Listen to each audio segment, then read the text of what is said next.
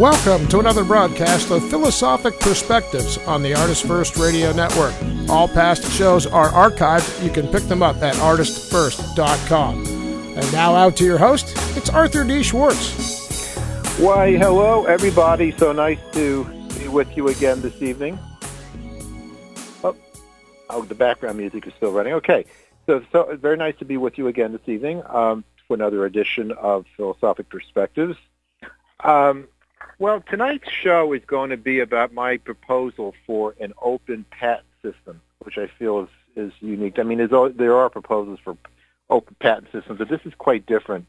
But most of the things that I write about in my book, Ethical Empowerment, you call it a metaphor because with sort of holistic health, or in terms of society, I call it social harmonics, because basically I look at things, my belief, my theory really is about being able to unblock barriers. So almost look at human health. So I think most people agree getting exercise, getting enough sleep, getting good nutrition, understanding nutrition, and all that is a good way to get optimal health. But sometimes, we do get older, we do become ill. Sometimes you need surgery. Sometimes you need aggressive pharmaceutical intervention. And so there, you have to, go another route. So I think a lot of things have that kind of balance. So that's why I call myself a social libertarian or libertarian socialist, progressive libertarian, however you want to do it. I mean, I think I'm probably more socialist than libertarian, to be honest with you, but I do have some libertarian streaks, and I think a lot of people do. And so in this political season where we are in right now, I figured I'd, start off using that analogy. In fact, as many of you know who listen to this show, I have one of my other proposals is the abolition of political parties. So we would just have a independent, no-party political system, as George Washington, for example, hoped he would. This country would turn out, and so far it obviously has gone the other way, very much party politics. I'm kind of rambling because I'm kind of getting to my point, because with the proposal I have for a patent system, it's the same idea. It's the same idea of having it kind of laissez-faire on one hand, having able, inventors and, corporations who own inventions and all that, they will benefit by the invention, according to my proposal, but at the same token, we want it to benefit society. And, I mean, really, a patent is really about that, isn't it? It's about, it has to look at, it should be a lucrative, inventor comes up with a great invention, or if it's owned by a company or produced by a company, should definitely benefit. I mean, I don't think anyone could say otherwise, because if that were the case, there wouldn't be any inventions. I mean, you take away the profit motive. There's nothing wrong with the profit motive, except when it becomes overextended in areas where it has no business being. And I talk about that, but that's for another time. So I want to get into this whole idea of this patent system because I think it's so important. I really do. Patents and inventions, or I should say inventiveness, creative inventions that use patents to protect it, has to be done in a way where societies flourish, where it's not a road to monopoly, because that's what happens a lot of times. Our patents just become roads to monopoly because you have the patent so long, and then, the only one particular company can use it. And what I'm suggesting is a way to straddle that issue, to get everyone, who deserves to make a healthy profit, get to healthy profit, but not block and prohibit and interfere with the social flourishing, which technological development, of course, has a lot to do with. And so that's what we're going to talk about today, and I wanted to blend it in. I mean, this season we have, and the crazy political season we have, I mean, I like to think of what I have to say. I actually never read Hillary Clinton's book, back in the 90s, It Takes a Village, but I believe, politically speaking, she's coming from the same direction about having a meeting of village, but I also know that she's,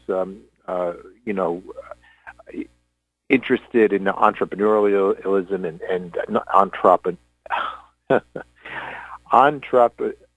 what, I can't even pronounce it. Can you help me out there, Scott? Entrepreneurial? Entrepreneurial.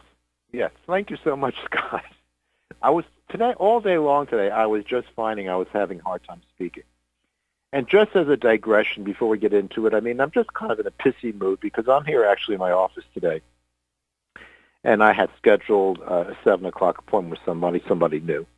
And she just doesn't show up. So, wherever you are, you really expletive deleted. Now, listen, maybe there's a good excuse.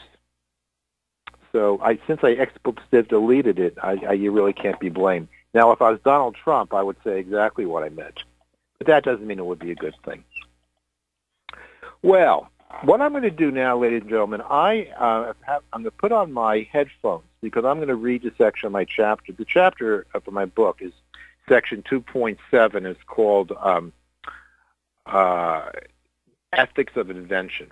But the name of today's show, and I'm not going to be strictly talking about the chapter or the section. I'm going to really talk about expanding it, and I've already started to do that, going in different directions. And the title of the book, of today's show is An Open, Anti-Monopolistic Patent System, Planting the Seeds of Worldwide Economic Flourishing. And that's what I mean. I sometimes I probably sound a little arrogant to say this is, my proposal is going to, do all this. But you know what? I can say that because if I'm not, I'm not running for political office. These are my ideas, and I think if you don't believe in your ideas, will do great things, and they won't do even little things. So, from my standpoint, right now, where I am right now, I believe it's a darn good proposal until proven otherwise. Because I do think the patent system does suck, and I've heard that from many people who have patents. Okay, now, if you can just hold on there for a minute, I got to put the plugs in on my ears, and this will just take me. Well, let me see if I can do it without actually stopping my conversation. I got to do this. So. Okay, I'm going to be right back. Hold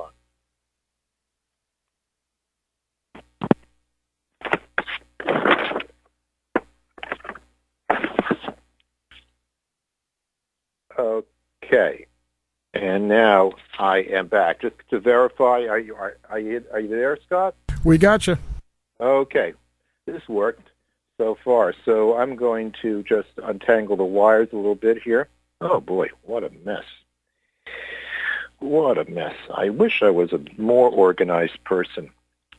Okay, but it looks pretty good right now. So now my hands are free, and I'm going to open the book, and I'm going to read this, like a 3 or 4 page section, and then I'm going to go off in different directions, and I'm going to talk about this, and who knows, I might even ask Scott to offer his opinion every now and again. Uh-oh. Or not. Okay. This is section 2.16, Ethics of Invention. Patent law and its effects on technological creativity and progress should empower. An ethical patent system is or ought to be concerned with both social progress and protecting the commercial interests of inventors. The current patent system, however, can allow a patent to serve as a counterproductive vehicle that serves greed and obstructs progress. Laws reflecting a morally coherent ethics of invention would protect inventors' rights while simultaneously protecting society's interests by encouraging and facilitating technological progress. The rights of the inventor and the interests of the society naturally coincide. The most empowered patent system would be one that facilitates both technological invention and commercial and practical applications of new inventions. intellectual property laws relating to patent and invention should have three concerns. A, to best motivate and stimulate invention. B, to most effectively and safely introduce new inventions into the marketplace. And C, to protect both the financial interests of inventors and the interests of society in realizing the benefits of invention. So once again, we want to stimulate invention, we want to effectively introduce new inventions into the marketplace, and we want to protect the financial interests and the interest of the inventors as well as the interests of society. That doesn't seem so radical, but unfortunately it doesn't always work that way. So I'll continue. Empowerment requires a climate of both external motivation and internal self-motivation. It would be most advantageous to have a system in which the inventor is motivated by potential financial reward for his work, but which is also paralleled by motivation coming from society and culture that deeply reflects and supports these interests. Can anyone doubt important inventions have been delayed for lengthy periods of time, if not completely thwarted, because financial hurdles were too great a burden for inventors of modest means to overcome? I want to rephrase that so you understand. Here, we want struggling inventors an opportunity to invent and not just be suppressed, but by the expense of the whole deal. Okay. At the present time, a patent typically has a fixed term of 20 years. However, is a monopoly on the development of the patented invention in the best interest of the inventor or society? I'm going to say obviously not, right? We don't want monopolies. It is hereby proposed that in place of the current patent system that assigns exclusive market rights of an invention to the patent holder and its licensees, there should be instituted a universally accessible, fee-based, open patent system in which any party may commercially utilize inventions after payment of license and royalty fees to the inventor or patent holder. So what I'm saying here is you can have a patent system that's open and it could be pursued by multiple developers because licenses and other fees would be going. So the inventor would be getting fees from all over the place because it wouldn't prohibit development by others.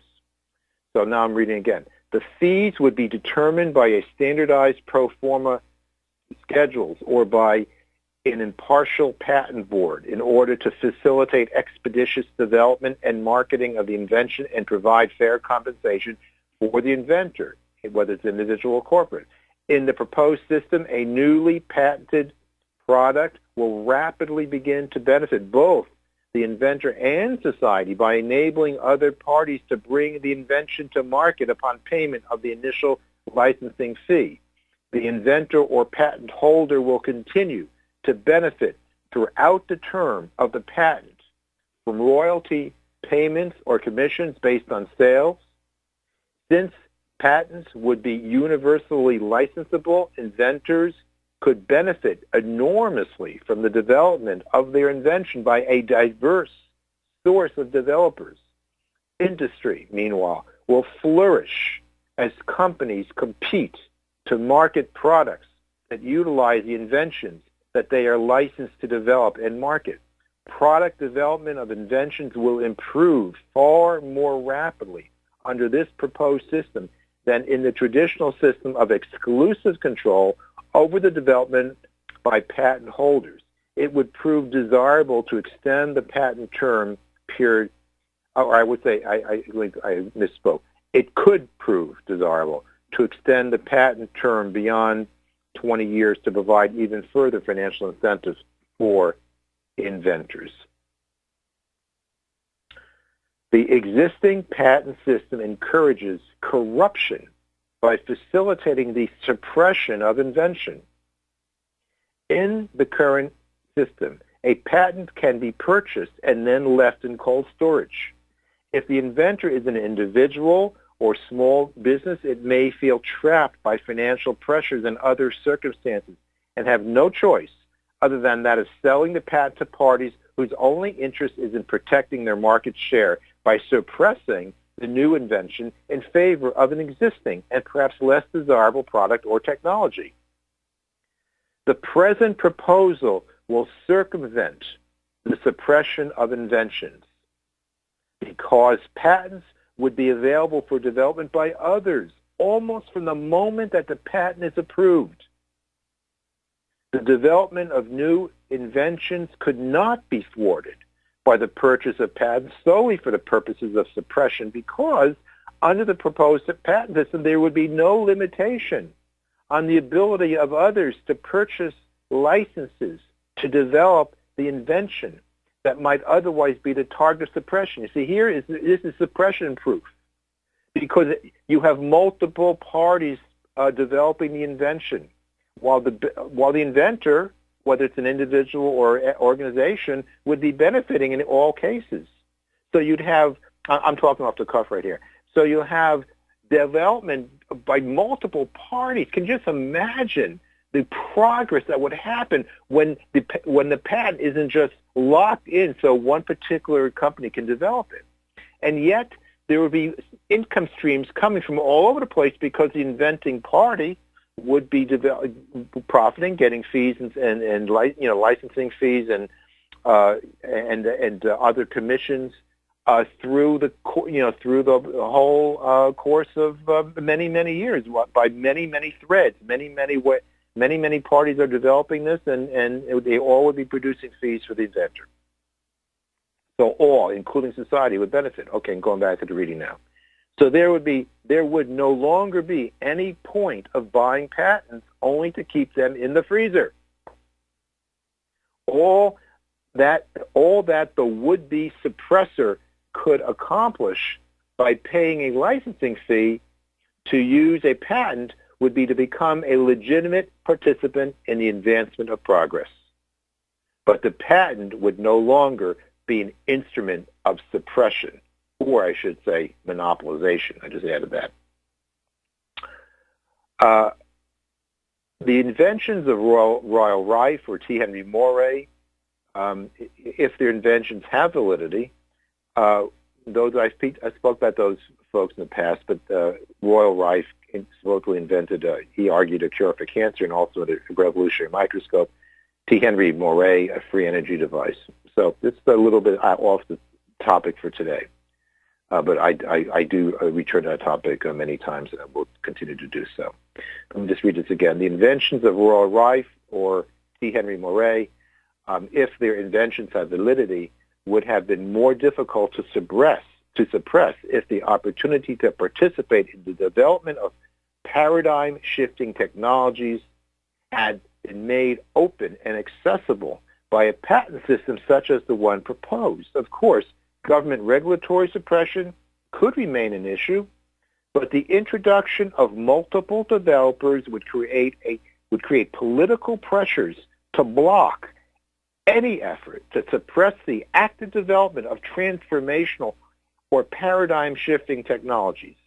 There is an enormous array of inventions that have allegedly been suppressed, and an open patent system encouraging universal opportunities for licensing and development will be a very large step in the direction of reclaiming the people's collective right to technological progress and towards a government that protects rather than, as has been alleged, conspires against them. Suppression, and I should add maybe the suppression. The current patent system kind of it's conspiratorial. It's because it's permitting suppression. It's permitting monopoly. It's in some ways assisting these things, and so suppressions would be effectively discouraged, and progress would be effectively encouraged.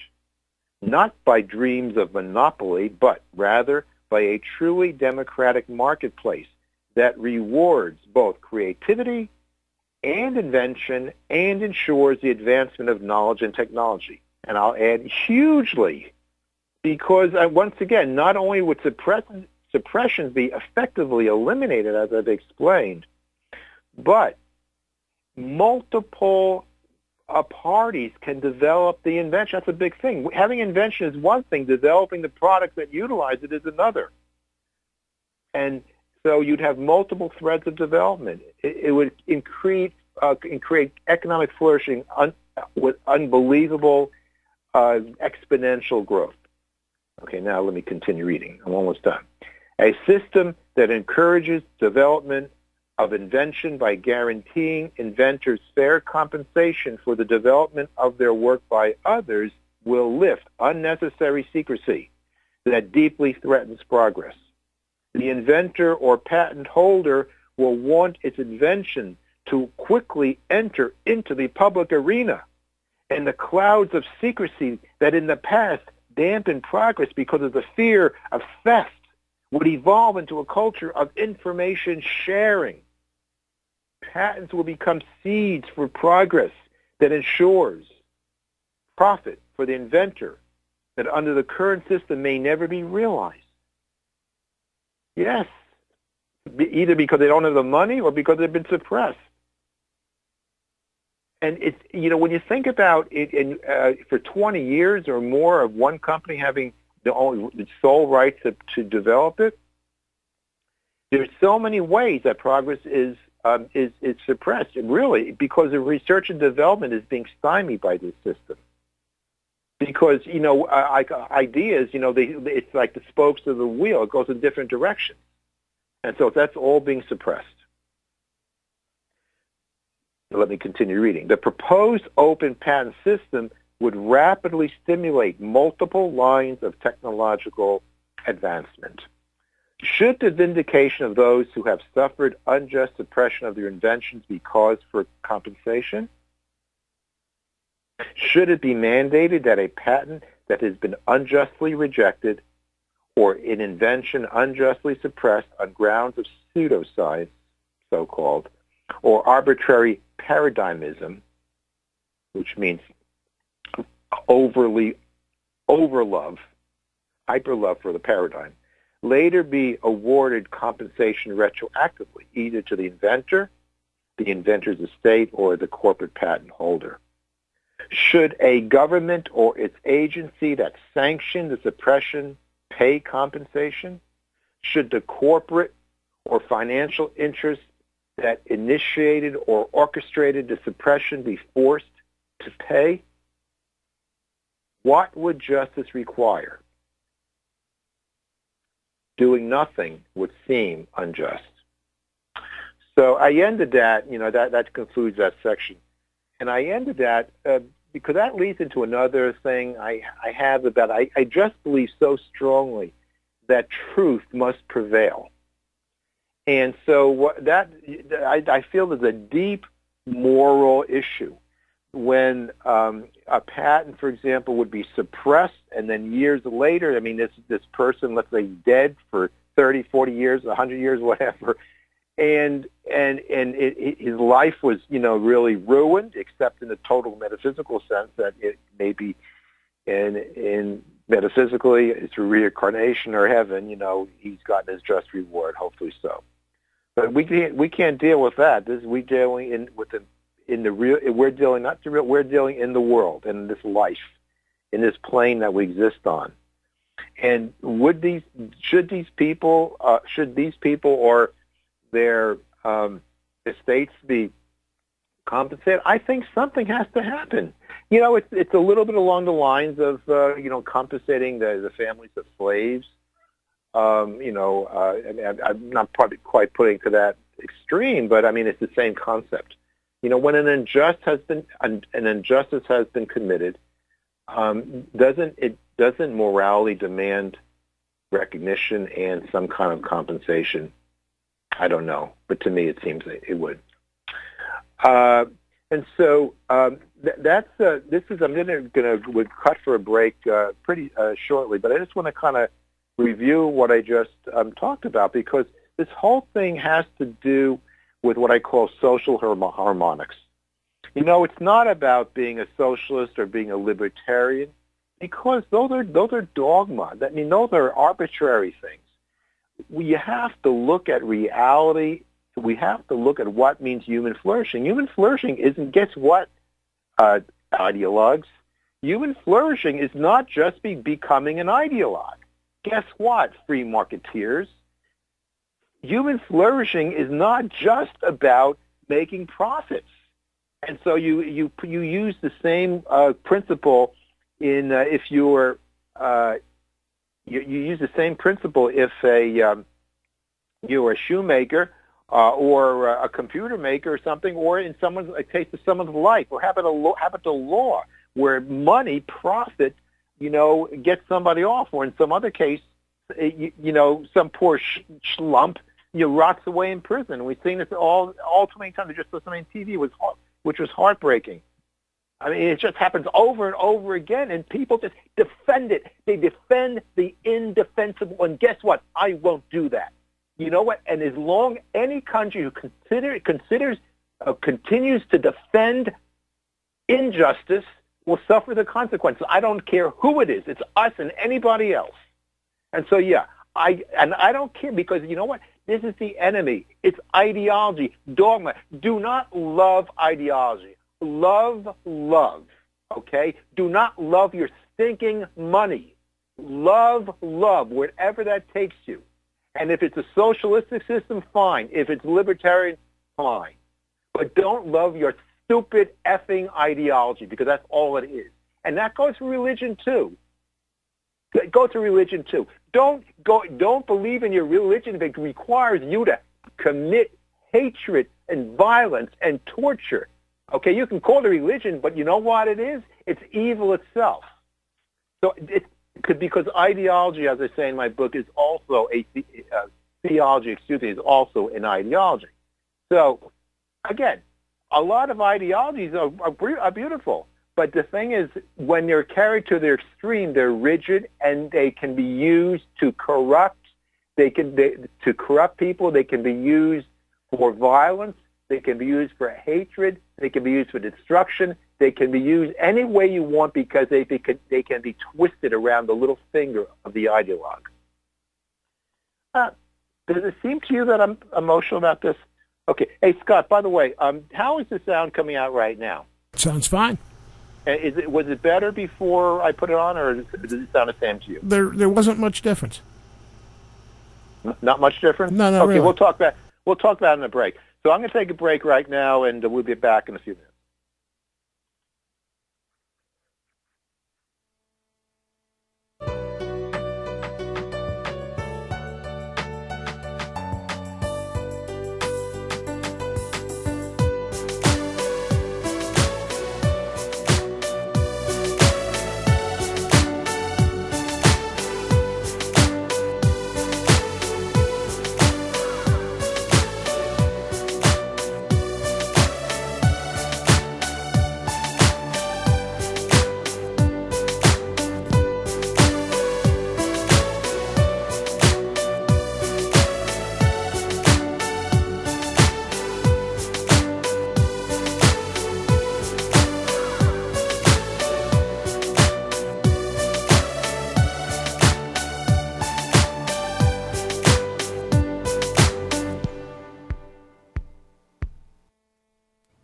In Ethical Empowerment, Virtue Beyond the Paradigms, Arthur D. Schwartz presents an ethical theory that is a framework for evaluating moral conundrums that go beyond legalistic rulemaking, dogmatism, and preconditioned thinking.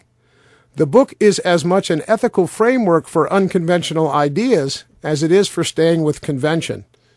Ethical Empowerment is a manifesto of non-doctrinaire perspective.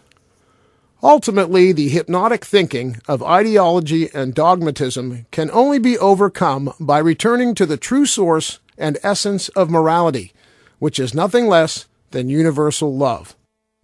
Discover how the philosophically liberating approach of the ethical empowerment can be applied to the range of ethical, social, and political controversy. Read about a plan to eliminate all political parties. Entertain the possibility of an overhaul of the patent system and its replacement with a system that rewards inventors while eliminating monopolistic control of patents and technological suppression. Many other transformative ideas are discussed in the book, including issues related to the monetary system, real estate, scientific paradigms, and a rational approach to conspiracy theory. While ethical empowerment will challenge your mind to consider new perspectives, the ethical challenge is always to keep the diversity, depth, and breadth of perspective within the boundaries of love. Ethical Empowerment is available at Amazon.com and most online booksellers in both print and e-book editions. This is George Thorogood of the Destroyers, and you're listening to ArtistFirst Radio.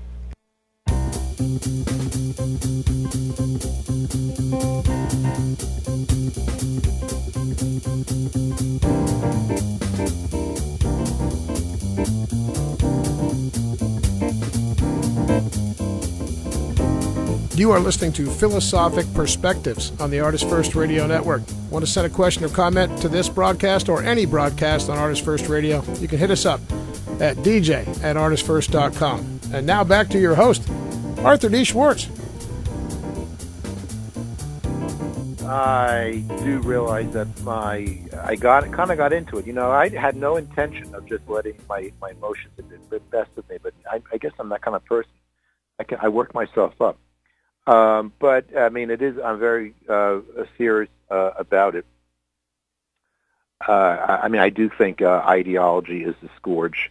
But see, there's many incarnations of that. So we're talking about the patent system, but the connection I'm trying to make here is that the patent itself is what I call, I mean, the way it's structured. I mean, I'll talk more about what I just read.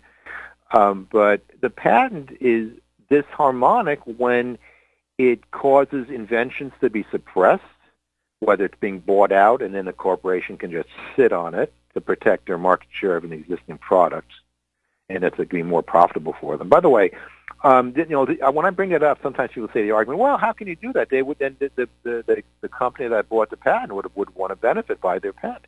Not so much. That's not true at all, because a new invention might be a huge advance, but it may not be as efficient in terms of generating, not as profitable. I mean, that's clearly the case. I mean, in energy, for example, I mean, if we have free energy, well, sure, there will be free energy companies making the machines and stuff, but they're not going to be like the oil companies. I can show you that. That's not going to happen. And particularly, in a system that I'm suggesting, because my program here, my proposal, makes monopoly essentially impossible. I mean, we have the anti-trust laws and so forth, but I mean, basically, you really couldn't have the kind of monopoly I'm talking about, because in terms of, I shouldn't say that what I said is wrong, but in terms of patents, you wouldn't have monopolies, because like I said, a patent would be open to everybody to develop. Now, the patent holder would get fees, to initial fees, to licensing fees, and they would develop, basically commissions, on sales and all that. So, I mean, that would be worked out, but definitely doable. And it can be very simple, because all you need to get all you would need to develop the patent is pay the fee. Bingo, a short form, because it doesn't really matter. If you can develop the patent better than somebody else, fine. In fact, we would want that. Meanwhile, the patent holder, the inventor, is still profiting.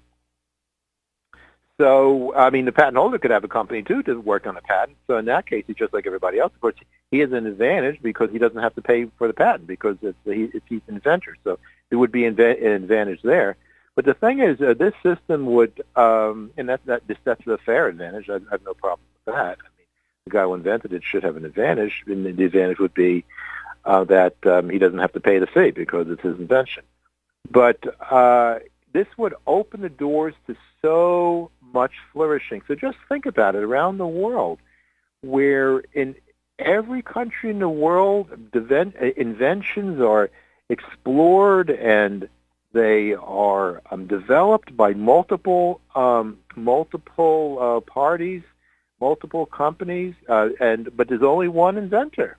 There's only one patent holder, and it would just be one of the things that I write about that I think could really just take the world to a whole new level. This patent system is really archaic. What I'm talking about would be a new level of freedom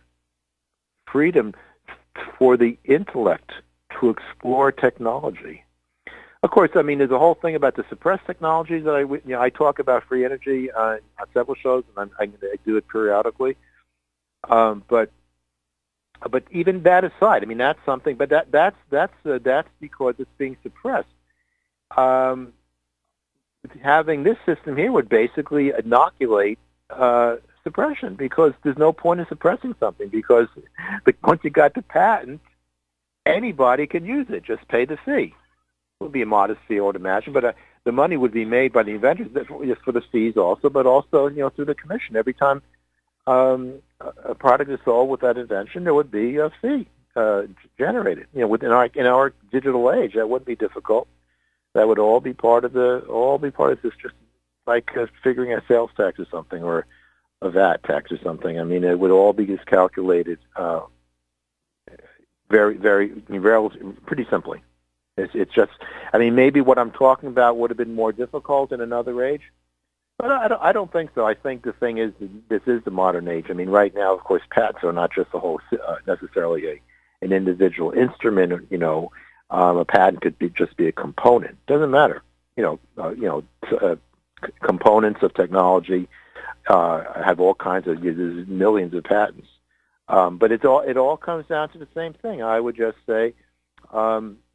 Anyone could use it, but they have to, they have to pay the licensing fee. You have to pay the commissions, and that would all be easily, regulated. And so there's another case in point where you can see where pure libertarianism is really bad, because I'm talking about a lot of regulation. This system would have a lot of regulation about,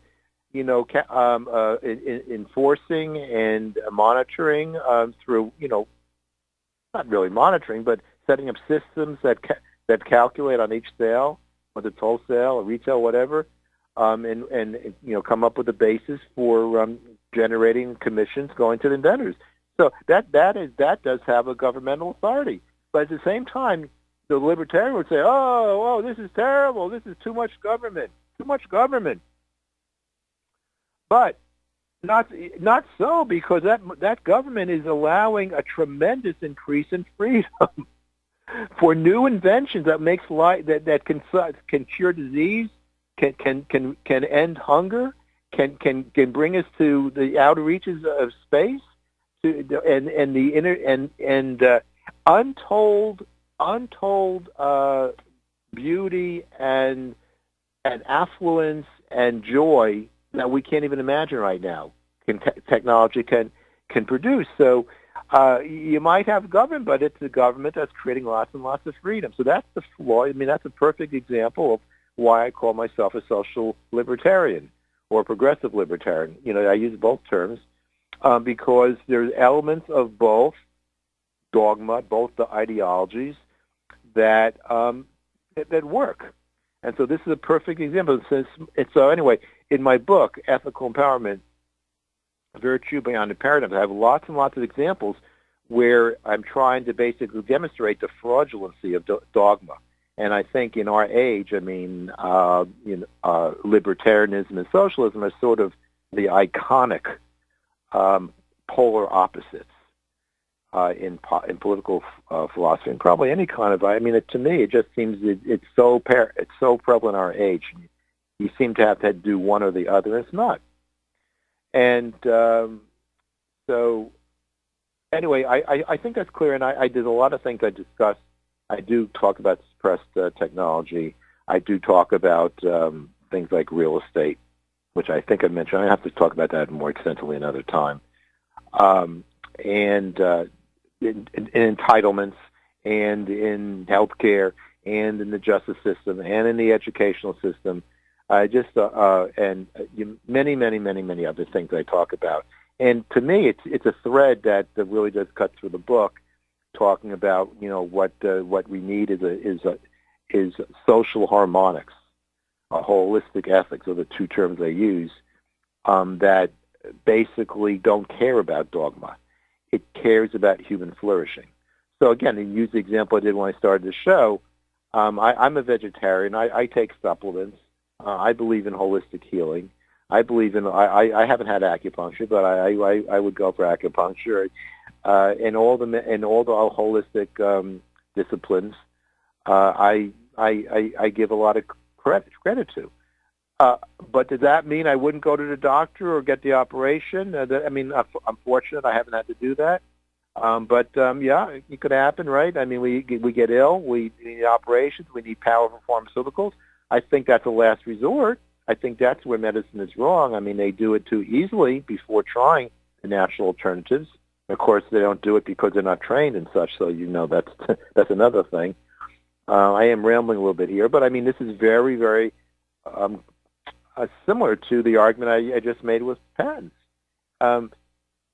It's holistic. I mean, sometimes a natural or a more open way works, and sometimes more controlled. So the patent system is more open because anyone can develop the patent. What can be more free than that? It's a huge advance in freedom if anyone can get a hold of a patent and develop it. But it definitely would require some regulation to allow that, because otherwise, we have to enforce it, right?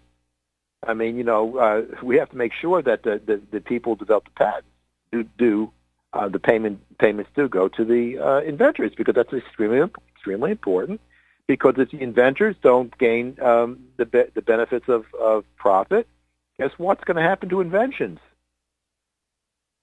Yes, there won't be any.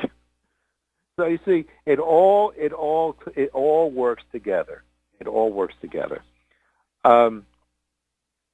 So let me see what I want to talk to. If I want to talk more today, I'm going to talk. I got to go back to politics, because I have to admit I have become totally obsessed with this presidential election cycle. I mean, I'm totally obsessed. I mean, it's basically, I'm a Hillary fan. I've always liked her, and I really I'm liking her even more. The struggles she's going through. I just saw.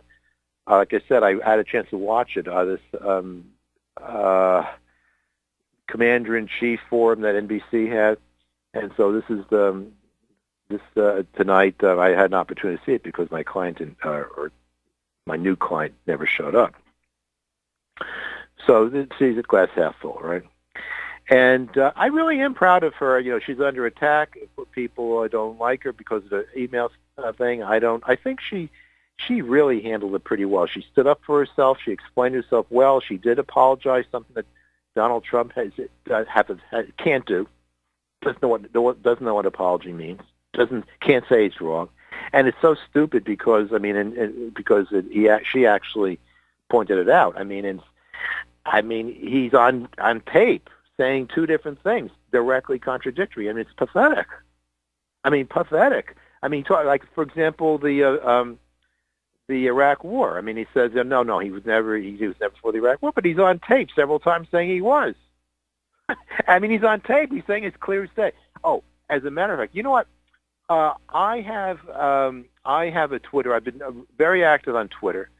So if you can go to just the ArtistFirst Radio show page. I believe has Twitter, right? Didn't we do that?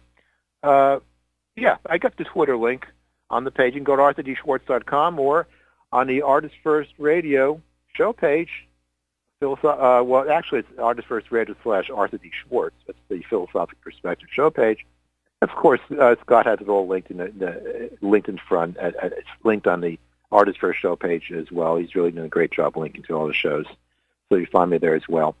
But I do have the Twitter link right there on my show page, as well as my other pages.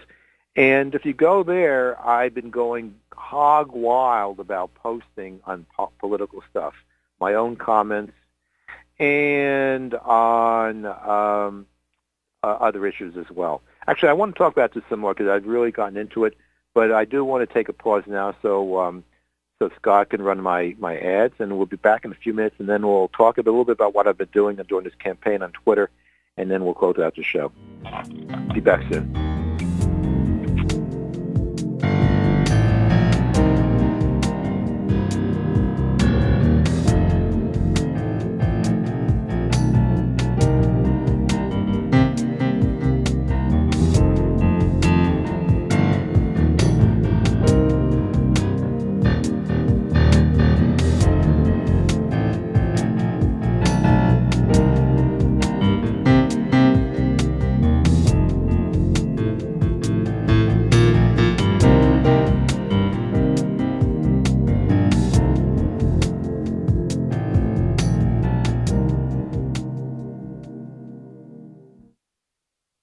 Ethical Empowerment, Virtue Beyond the Paradigms by Arthur D. Schwartz is a manifesto of non-doctrinaire perspective. A broad range of ideas and principles are discussed, but the ethical challenge is always to keep the diversity, depth, and breadth of philosophic perspective within the boundaries of love.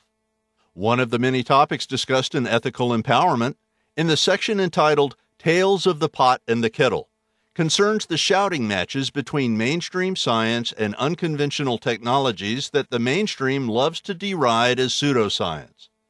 Some claimed inventions may well be hoaxes, but there is very good reason to believe that many others have been suppressed in order to retain monopoly control or for other unsavory reasons.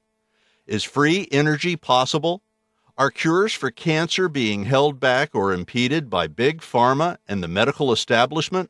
To what extent may ego, money, and power stand in the way of revolutionary breakthroughs? Ethical Empowerment is available at Amazon.com and most online booksellers in both print and ebook editions. And listen to Arthur the first and third Wednesday of each month, 10 p.m. Eastern, 7 p.m. Pacific Time on the ArtistFirst Radio Network. Hi, I'm Christine M. Smith, author of DeForest Kelley, Up Close and Personal, A Harvest of Memories from the Fan Who Knew Him Best, available at yellowballoonpublications.com. And you are listening to the ArtistFirst Radio Network. This is Arthur D. Schwartz. You know, beliefs and disbeliefs can be very powerful. Much like philosophy, hypnotism is concerned with belief. Hypnotherapy, a practical application of hypnotism, may largely be described as the practice of removing false beliefs that form mental blocks to success, to happiness, and to well-being. In my hypnotherapy and philosophical counseling practice, I combine my work in philosophy with hypnotism in order to clear mental blockages that can occur on both conscious and subconscious levels. A mental block may be conscious or subconscious and can be expressed, for example, in the form of anxiety, low self-esteem or low motivation, bad habits, tobacco habits, weight gain, low performance, and much more. If you are interested in using hypnosis and the power of the mind to overcome mental blocks and barriers that have emerged in your life, please feel free to give me a call at 617-964-4800 or visit www.integralhypnosis.com. That's INTEGRAL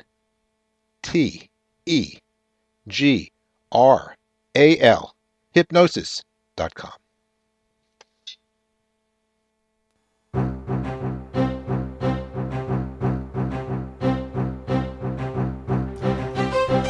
You are listening to Philosophic Perspectives on the ArtistFirst Radio Network. Let's get back to your host, Arthur D. Schwartz.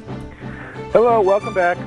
So I'm just, since I did my thing on the patent and then on social harmonics, and I've tried to convey my philosophy about the subject, I'm totally caught up by, I want to talk about this a little bit, so I am totally obsessed with this election cycle.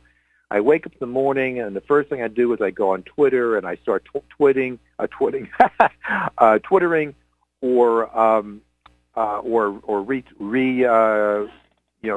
retweeting, others.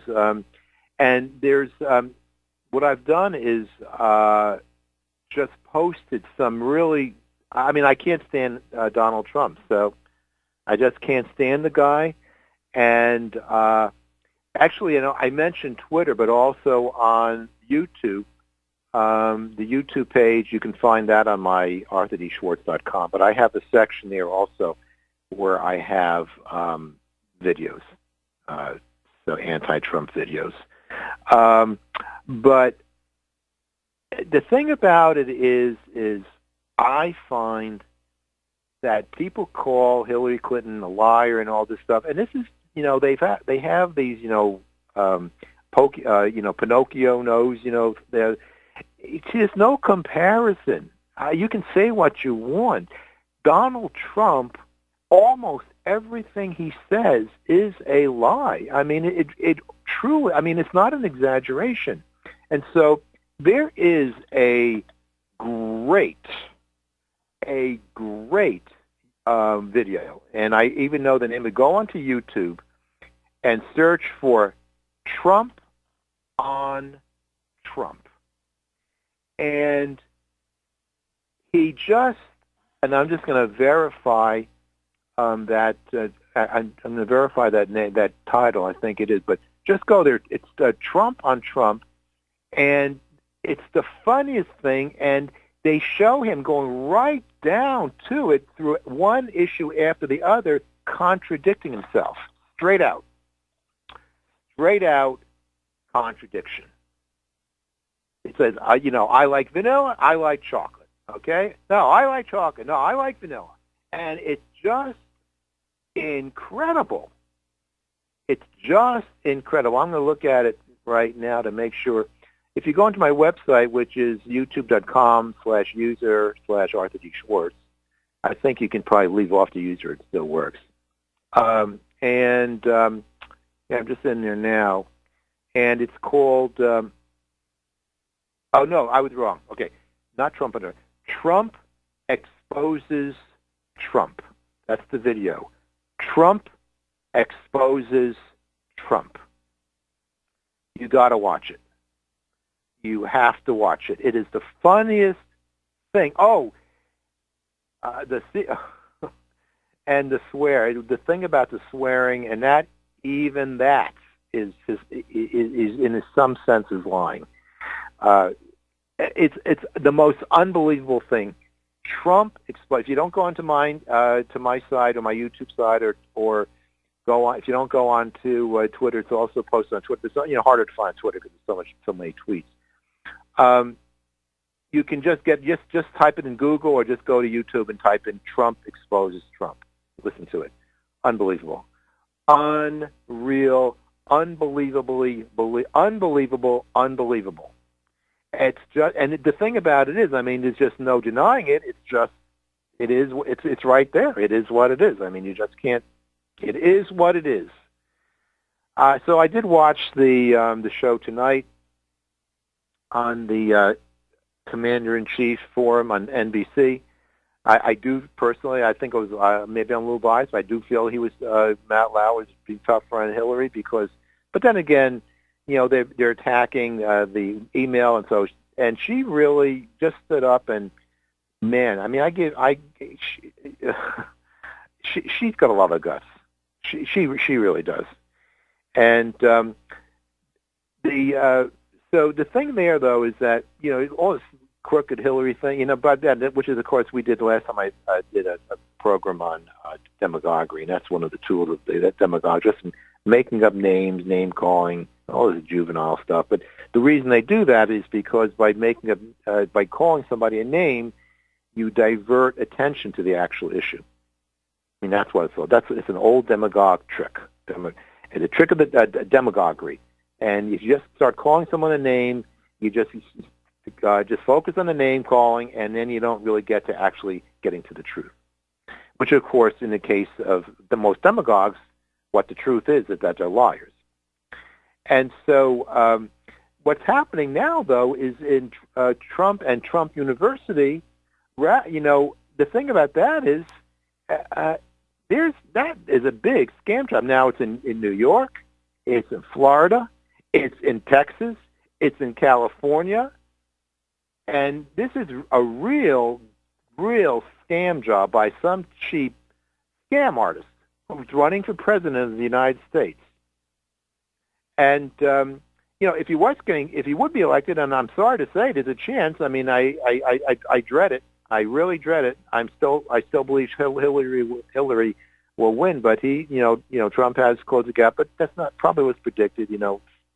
I think Hillary is going to win, but Trump could win it.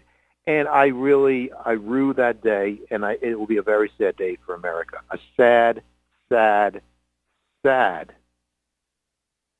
day. A tragic day for America if that happens. Just watch that Trump exposes Trump video. And that's all you need to do is just watch that, in my opinion. Well, I'd want to, if you go down my Twitter, you'll see a lot of stuff I've posted on things like this, and also I have a bunch of videos that you'll see as they're called on YouTube. They're called playlists. So the playlist is the way I have a playlist called. Let me just take a look at it. Selected videos by others, and one of them is basically. Includes all the stuff on Trump.